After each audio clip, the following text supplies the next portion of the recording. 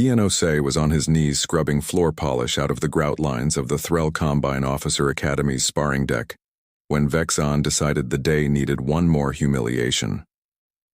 "Careful, Tier 0, the Doran cadet said, scaled tail flicking behind him like a metronome counting down to the next insult. "Don't strain something.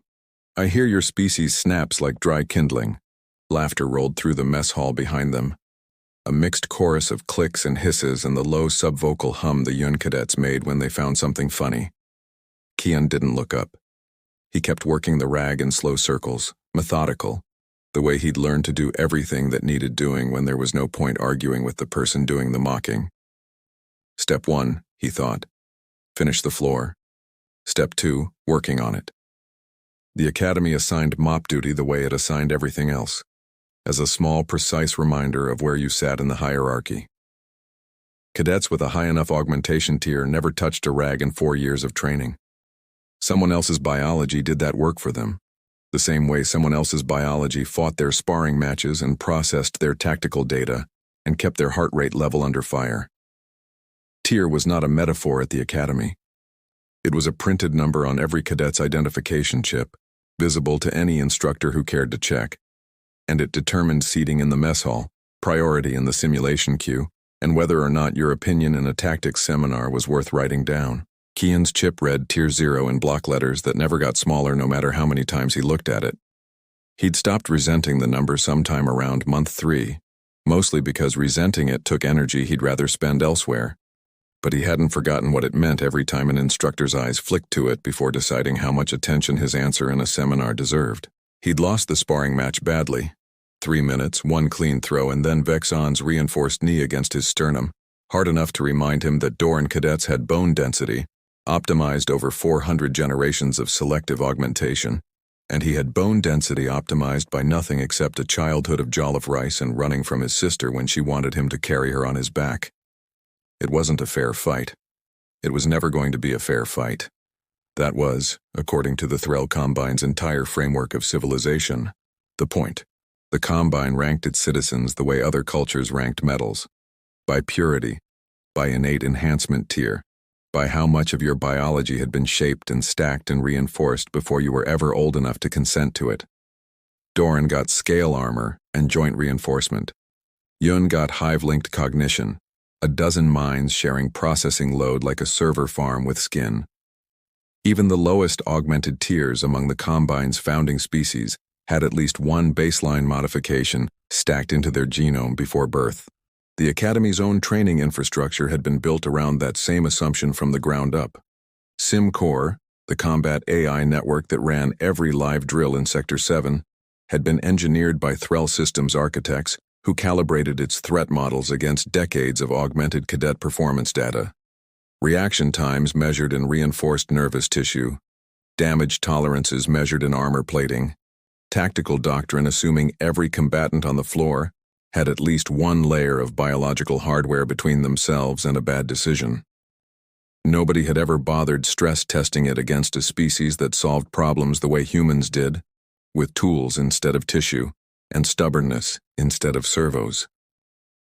It had simply never occurred to the engineers that it might matter. Humans had nothing. No augmentation program, no in utero enhancement, no tier. Earth had been offered exactly one thing when first contact happened 4 years ago: a charity slot in the Combine's Human Auxiliary Intake Program, framed publicly as a goodwill diversity initiative, and understood privately, by everyone including the humans who signed up for it, as something closer to a zoo exhibit with a syllabus.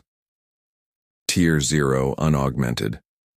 The assumption baked into the label was simple, and so far universally agreed upon by every instructor in the building. Humans could not be expected to perform under real tactical stress. Their nervous systems weren't built for it. Their bodies weren't built for it. They were here to be tolerated, not trusted.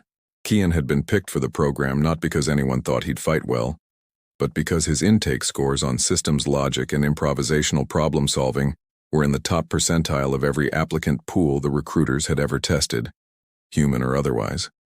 Back in Kumasi, he'd spent 3 years as a volunteer EMT in training at Kamfo Anoke Teaching Hospital, mostly doing triage runs and IV setups under supervision, learning to think in the specific, ugly arithmetic of who you help first when you can't help everyone at once. Before that, he'd spent longer than 3 years as his younger sister Abina's primary caretaker whenever her epilepsy flared, which in practice meant he'd learned to count seconds in his head without looking at a clock, to keep his voice level while his hands moved fast, and to treat panic as a luxury he simply didn't have room for. "I used to time her seizures to the second," he mentioned once offhand to his bunkmate Priya, over reconstituted protein paste that tasted like wet cardboard with ambitions. "You get good at not panicking when the numbers matter more than the fear does." Priya had nodded like it was a nice fact about him and moved on to complaining about the mess hall food. Nobody in that room had any reason to think it mattered. It was just something Kian said, the way people say things about their past that don't seem to connect to anything happening now. He finished the floor. He went to report for the afternoon's scheduled combat simulation in Sector 7 with the rest of his cohort, still tasting the copper of his own split lip, still hearing Vexon's laugh in the back of his skull like a splinter that hadn't worked itself out yet. The Sector 7 simulation wing was a maze of coolant conduits and hollow emitter arrays, strung along a central chamber built to run live tactical drills. Combat constructs projected as solid light holograms with enough kinetic feedback hardware woven through them to simulate impact, resistance, weight. The practice rifles issued for these drills, the 07 models, fired soft training charge, enough to sting, never enough to break skin. It was supposed to be safe. It had been safe for 3 years running. Kian was pulled from that afternoon's drill roster at the last minute. Punishment duty, cleaning coolant filters in the maintenance tunnel adjacent to the main chamber, courtesy of a demerit he'd picked up for talking back to an instructor who'd called the human cohort the Goodwill Line.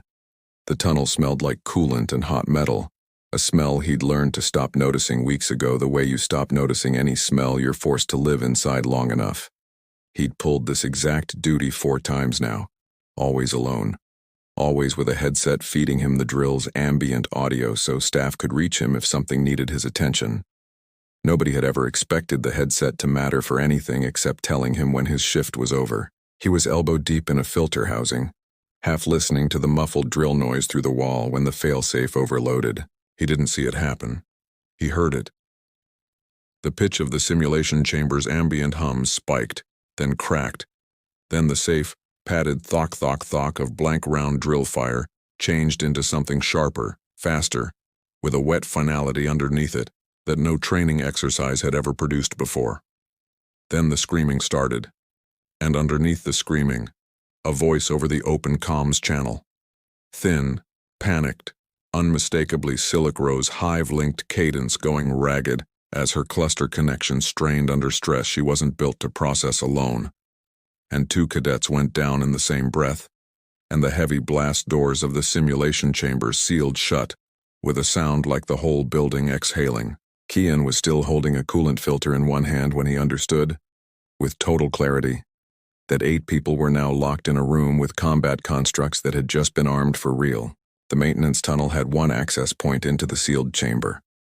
A coolant hatch he'd cleaned out exactly 4 times over the past 2 months as punishment duty, which meant he knew its blind spots and access geometry better than most of the senior staff did. He didn't think about that as an advantage yet. He was too busy listening to the comm chatter, sorting sound into information the way he used to sort Abina's symptoms into a mental chart, while everyone else in the room was busy being afraid. 2 voices confirmed hit. One voice, Vexon's, stripped of every trace of its earlier mockery, was giving position call-outs in short-clipped bursts that meant he was still mobile, still thinking, still trying to hold a perimeter around something. Silic's Row's voice had stopped being words at all. Step 1, Kian thought, wrenching the hatch cover free with the flat end of a Leatherman multi-tool he'd carried since basic issue because Academy tools kept vanishing, and nobody replaced them fast. Get in. Step 2, figure out Step 2 once you're in. The tunnel dumped him into a service alcove behind the chamber's east wall, close enough to the drill floor to hear a construct's servo-driven footsteps land, with a weight that no holographic projection alone should have carried. Whatever had overloaded in the failsafe hadn't just switched their fire mode to live. It had upgraded their kinetic feedback rigs to full physical force, turning 6-foot humanoid light constructs into 6-foot humanoid battering rams with rifles. He had 107 practice rifle, standard issue, currently capable of doing nothing worse than an annoying static shock. He had a vending unit bolted to the alcove wall, stocked with drinks and snack bricks, and, more usefully, a 9-volt backup battery cell wired into its charge display, the kind used to keep inventory sensors alive if main power dropped. He had duct tape from his cleaning kit. He had a Zippo lighter he wasn't supposed to have, a habit left over from a roommate back on Earth who'd never quite broken him of carrying one. He had a Nalgene bottle, half empty, clipped to his belt. He had 4 minutes, generously, before whatever was happening on the drill floor finished happening to the people he could still hear breathing over comms. He pried the vending unit's charge cell free with the multi-tool, spliced its output into the 07 stunted training capacitor with a length of stripped wire and more duct tape than any engineer would have approved of, and felt the rifle's housing hum with a weight it hadn't carried a minute earlier. It wasn't elegant. It wasn't rated. It would, he was fairly sure, put a real hole in something instead of an uncomfortable tingle. The comm crackled, and a flat synthetic voice cut through it. Not panicked, not human, entirely unbothered by the fact that people were dying on the other side of that transmission. Unaugmented cadet detected in restricted sector. Tier 0 units are not combat rated. Withdraw immediately. Kian looked at the modified rifle in his hands, at the hatch leading into the chamber, at the readout on his wrist unit, ticking his own heart rate up past resting for the first time since the alarm sounded. "Yeah," he said to no one, "I got that memo already." He went in through the blind spot along the east wall. The one stretch of the chamber's floor plan that every cleaning shift had taught him was outside the standard patrol sightlines of the drill constructs, because nobody bothered mapping sensor coverage for punishment duty. 2 cadets were down near the center of the floor, not moving. He didn't have time to check if that meant what it usually meant. He had 6 people still alive, and a triage decision to make in under a second. The same kind of decision he used to make in the ER intake bay back in Kumasi, when 3 patients came in at once, and only one of him existed to help. Reachable first, Silik Row, curled against a support strut, disconnected from her hive cluster and shaking with a kind of terror that had nothing to do with courage or the lack of it. Her species simply wasn't built to process crisis alone, the way a human wasn't built to breathe. Underwater. Reachable second. Vex on. Dragging a wounded first year toward cover with one arm while firing his own dead blank practice rifle uselessly at a construct with the other. Scales scraped raw along one flank, still fighting because retreat wasn't in his vocabulary any more than it was in Kian's. He'd made this kind of call before, in a smaller room with lower stakes and higher love attached to the outcome. He remembered a night in Kumasi when Abena's seizure ran past the 4-minute mark that usually meant it would stop on its own. Remembered his mother's voice cracking on the phone with the emergency line. Remembered understanding, at 11 years old, kneeling on cold tile, that panic was a tax he simply couldn't afford to pay if he wanted his sister to keep breathing. He'd paid that same non-payment now, 6 years and 1 galaxy away, kneeling on a scorched simulation deck instead of a kitchen floor, doing the same math with different variables. Who moves? Who waits? Who you reach first, because reaching them first is the only thing standing between them and the answer nobody wants. Kian moved. The first construct he engaged directly was in the east corridor, and he did not try to fight it head-on, because fighting a servo-driven combat frame head-on with a jury-rigged practice rifle was a plan with exactly one outcome, and it wasn't the good one. Instead, he cracked the housing on a coolant conduit with the multi-tools pry bar, letting pressurized coolant vapor bleed into the corridor in a thick chemical fog, then popped the seal on a nearby fire suppression canister and let its retardant mix into the same air. The combination didn't do anything dramatic. It didn't need to. It just fogged 2 constructs' optical sensor arrays badly enough that their targeting solutions degraded from lethal to blind guesswork. And blind guesswork was something Kian could survive in a way that precision fire was not. "Combat drones reporting sensor failure," the synthetic voice said over the open channel, and for the first time there was something almost like uncertainty threaded through its flatness. "This is not standard obstruction. Escalate threat designation." Good, Kian thought. dragging Silic Rowe's arm over his shoulder and hauling her toward the barricade point he'd already picked out. Stacked practice armor plating in an alcove near the observation deck stairs, defensible, out of the primary sight lines.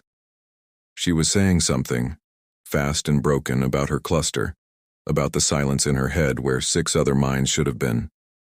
He didn't have anything useful to say back to her about hive mind theory.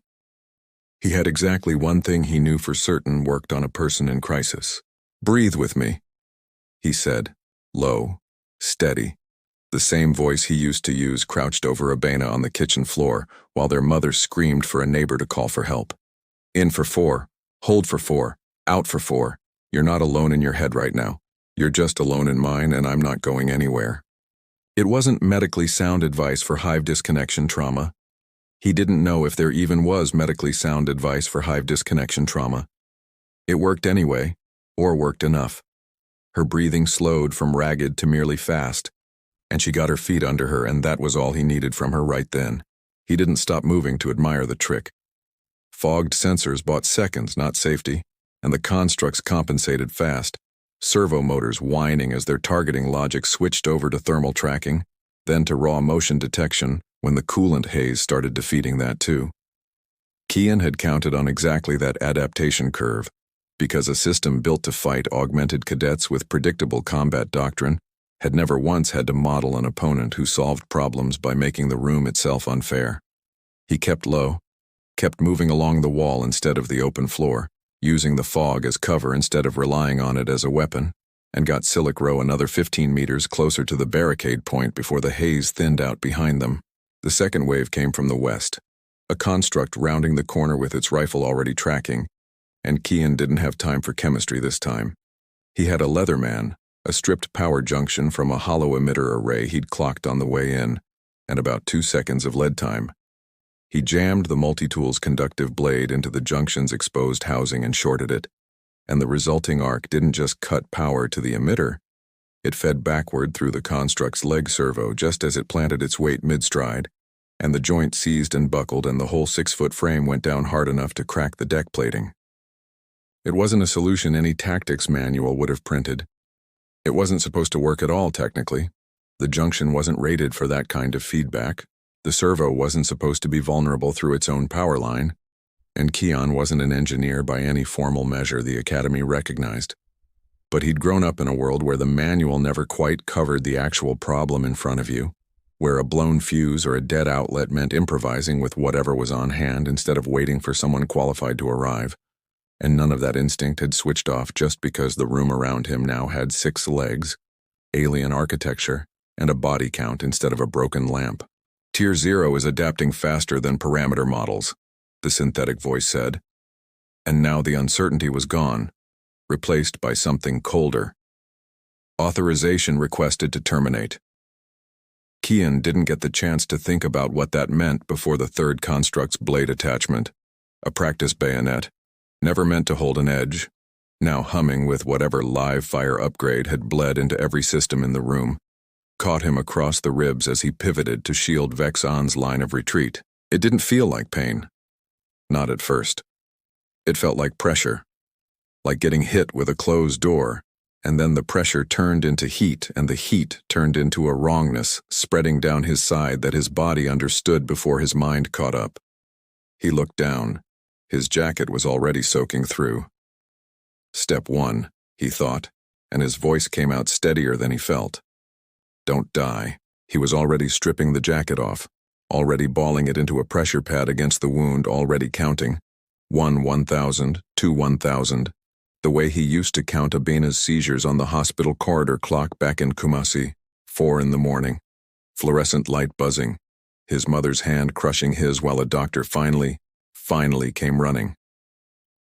Pain is data, he told himself. It's not an instruction. You don't have to obey it. He'd learned that lesson the hard way, watching his sister's small body seize on tile while every part of him wanted to scream, and none of that screaming would have helped her breathe. Controlled breathing, counting, moving anyway. Vexon saw the blood and started to say something. An order maybe, or the beginning of an apology neither of them had time for. and Kian cut him off with a shake of his head before the words finished forming. "Not now," Kian said, and his own voice sounded strange to him, flattened out by effort. "2 more. Then we talk." He'd learned the trick of separating pain from instruction a long time before any of this, sitting beside a hospital bed listening to a doctor explain, gently, that Abena's brain sometimes sent signals that meant nothing except noise, storms without weather behind them, and that the job of everyone in the room was to keep her safe through the noise without mistaking it for something that had to be obeyed. He'd taken that lesson and quietly filed it away for himself without ever meaning to. The way you keep a spare key you don't expect to need. He needed it now. The gash along his ribs was screaming at him in a language his whole body wanted to listen to, and he told it, silently, the same thing he used to tell his sister's convulsing hands when he held them still. "This is data, not a command, and I am allowed to keep moving through it." He kept moving. Before he pushed for the terminal, he'd made the other 6 cadets stop long enough to build something that would hold without him. Stacked practice armor, wedged and braced against the alcove's support strut, wasn't elegant engineering, but elegant had stopped being a currency he could afford somewhere around the second construct. He walked 2 of the steadier first years through the bracing pattern in under a minute. This piece here, this angle, weight distributed so a hit from any single direction wouldn't collapse the whole thing. Because a barricade only mattered if it could still stand without the person who built it standing behind it. He reached the override terminal on the observation deck with Silic Row half carried on one shoulder, and Vex On covering his back. The last 2 constructs' motion tracked in his peripheral vision through the mist and the smoke. His hands were slick, with coolant, with fire retardant, with blood he was fairly sure was his own. And the terminal's manual shutdown sequence required a 16-digit override code he'd memorized off a maintenance placard weeks ago, out of pure bored curiosity during punishment duty, never imagining he'd need it for anything but changing a filter schedule. He keyed it in. His fingers weren't steady, but they were accurate, which was the only thing that mattered. The chamber's construct network died mid-stride, 3 combat frames dropping like puppets with their strings cut, and the alarm klaxon cut out into a silence so sudden it felt like its own kind of injury. Kian's legs stopped listening to him about half a second after the alarm did. He got the manual shutdown confirmed, got the words, "Override complete," out over the open comm channel in a voice that sounded very far away even to himself. And then the deck came up to meet him and he didn't have the strength left to argue about it. By the time Academy staff and senior cadets breached the chamber's blast doors, the fight was already 6 minutes over, and what they found told the story better than anyone conscious could have. Scorch marks trailed along the east corridor wall where the shorted junction had thrown its arc. The whole approach was still fogged with a lingering chemical haze that made the rescue team's optics stutter on entry. 3 combat constructs lay inert on the deck, joints fried, one with its whole leg assembly cracked clean through from a fall it should never have been able to take. And threading through all of it, marking every step of the route from the maintenance hatch to the observation deck stairs, was a trail of blood that didn't stop, didn't pool, didn't slow down, just kept going, step after step, all the way to the barricade of stacked practice armor where Silic Row and Vex On and 6 other first years were found sheltering, alive, terrified, and entirely unharmed since the moment that barricade went up. "It's like something that refused physics kept walking anyway," one of the senior cadets said quietly, staring at the trail. Nobody corrected him. Nobody could think of a better description. The barricade itself told its own part of the story. Practice armor plating stacked and wedged into a defensive wall by someone working alone, under fire, with no engineering assistance and no time to do it elegantly, only well enough to hold. Silic Row was found still murmuring a breathing count under her breath, 4 in, 4 hold, 4 out. A rhythm that wasn't native to her species or her training, but had apparently done exactly what it needed to do. Vex On had a hand pressed flat against the barricade's edge like he hadn't quite let himself believe it would keep working after Kian stopped standing behind it. The Academy's chief medic, a Threll surgeon with 3 decades of battlefield trauma experience across a dozen augmented species, ran Kian's vitals in the field and then ran them again because the first pass looked like an equipment malfunction. heart rate holding at a punishing 148 beats per minute through the final stretch of the engagement, sustained well past the point most bodies would have gone into shock. Blood loss estimated at 34% of total volume by the time the rescue team reached him, a figure that should have put him on the deck 15 minutes earlier than it did. His clotting factor shouldn't allow ambulation with this blood loss, the medic said, more to the scanner than to anyone listening, her tone somewhere between clinical alarm and something closer to professional respect. His species pain tolerance threshold is either broken or non-existent. I don't have a bio-tier classification for what I'm looking at. She ran the skeletal scan twice, muttering figures under her breath that the junior staff around her didn't fully understand and didn't interrupt to ask about. Human bone density, she noted for the incident file, ran roughly 11% lower than Doran baseline by raw mass, a number that should have meant a fragile skeleton, easy fractures, a body built for a gentler world than the one it had just survived. And yet the sheer stress tolerance told a different story entirely, dense enough under lateral load to have absorbed an impact that, by her models, should have shattered something. It wasn't armor plating. It was something stranger than armor plating, something that didn't fit anywhere on the charts the Combine had spent centuries building. Kian surfaced for exactly 4 seconds as they lifted him onto the gurney, long enough to find Vexon's face among the blur of people crowded around him, scaled and scraped, and for once, not smirking. "Tell Vexon," he managed, voice thick. "He still owes me a rematch." Then his eyes rolled back and the deck lights went out for him entirely. 6 days later, Kian woke up in the academy infirmary to the low hum of an IV drip, and a ceiling he didn't immediately recognize, his ribs bound tight under a synth mesh brace that itched worse than the wound underneath it. A nurse informed him, with the particular brisk cheer of someone relaying good news they didn't fully understand the weight of, that the surgical team had reknit the torn muscle and sealed the wound clean, that his numbers were stable, and that a director Kasuvan had left standing instructions to be notified the moment he regained consciousness.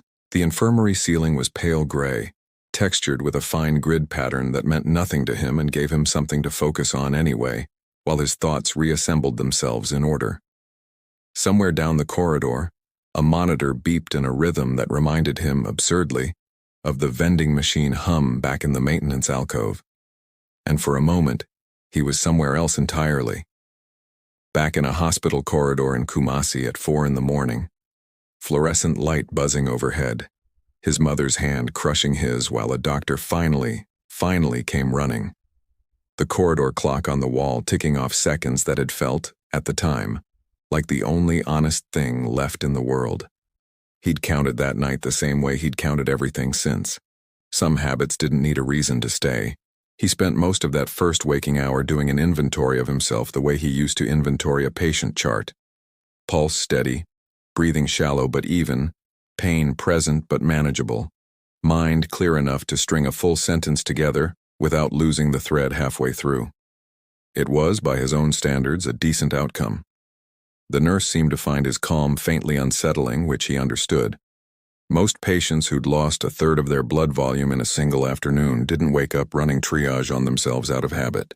Director Kesevin, it turned out, was the sector overseer, a high-tier Threll administrator whose office oversaw discipline, funding optics, and, as Kian would learn within the hour, precisely how uncomfortable a story got to be before someone decided it needed to quietly disappear.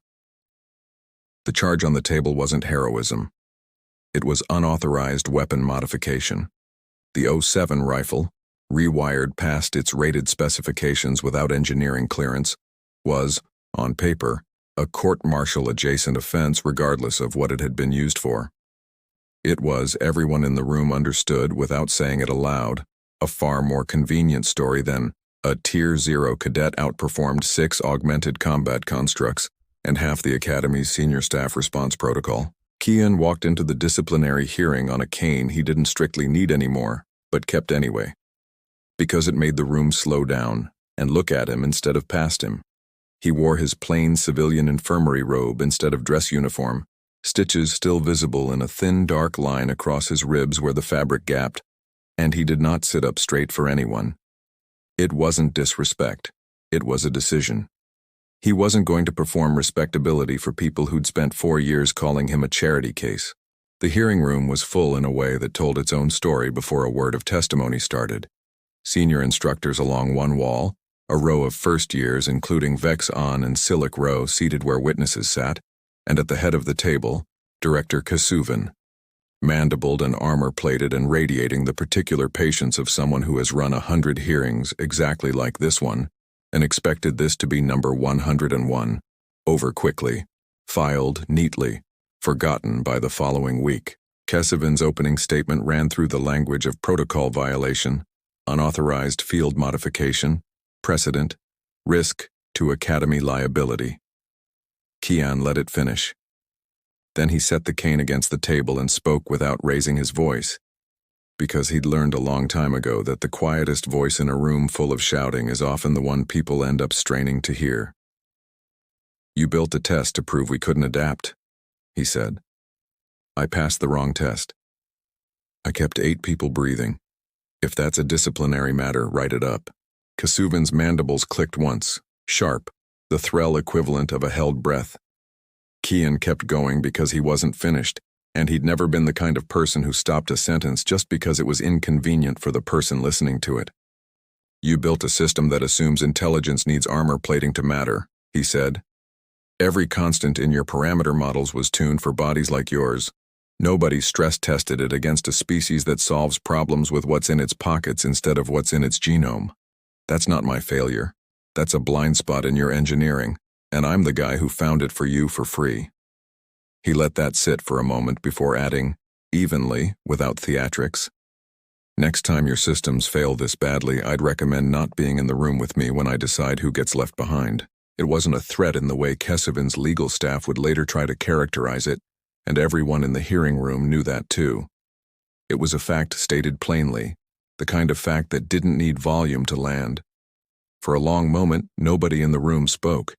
The instructors along the wall had gone very still, the particular stillness of people recalculating a story they'd already decided how to tell.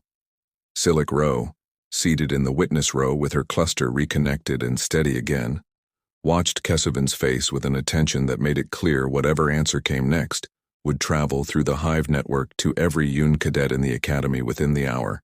Kasuvin looked around the room, at the senior officers who'd already seen the trail of scorch marks and fried servo joints, at the 8 cadets, including Vex-On, who'd given statements that didn't leave much room for a court-martial narrative, and did the political math that every administrator eventually learns to do.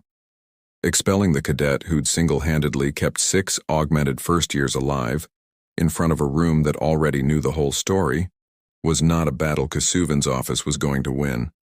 Worse, it was not a story that would stay contained to Sector 7.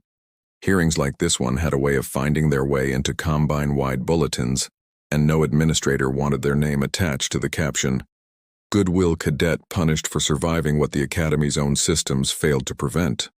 The charges were reclassified within the hour. Systems Failure Sector 7 Simulation Wing went into the official incident log. No mention of unauthorized modification. No mention of Tier 0 anything. Just a failsafe malfunction, contained by cadet response. No further action required. That evening, in the mess hall, Kian sat down with his tray of reconstituted protein paste that still tasted like wet cardboard, and Vex-On, who hadn't said one word to him through the entire hearing, hadn't so much as looked his way once it ended, sat down across from him without asking. They didn't talk. Vex-On didn't apologize, not in words, because scaled pride didn't bend that easily even after a week like the one they'd both had, and Kian hadn't expected it to. Around them, the mess hall carried on the way it always did. Cadets in clusters by tier, by species, by habit. The same social architecture that had governed every meal since Kian's first week at the academy. Nothing about the room had changed. But a few tables over, Silic Row caught his eye across the crowd and dipped her head in something that wasn't quite a bow, and wasn't quite nothing either. And 2 of the other 6 cadets he'd pulled out of that chamber lifted their trays in a small, silent acknowledgement before going back to their meals. Vex-On slid an extra ration bar across the table, wordless, and went back to his own tray like it hadn't happened. Kian looked at it for a second longer than it deserved. It was the exact gesture his mother used to make for Abena after every seizure passed. No speech, no fuss, just something sweet pushed across the table because words weren't going to fix anything and food sometimes quietly did. His chip still read Tier 0. It probably always would. The Combine wasn't in the business of rewriting its own classification system just because one cadet's incident report had gone sideways on them. But the word didn't sit on him the same way it had a week ago, back when it was a label other people got to define for him across a mess hall table. It sat differently now, worn instead of imposed, the way a scar sits differently from the wound that made it. Tier 0, Kian muttered, mouth already full of ration bar, not quite smiling, but close enough that it counted. Turns out that's Threll for still standing.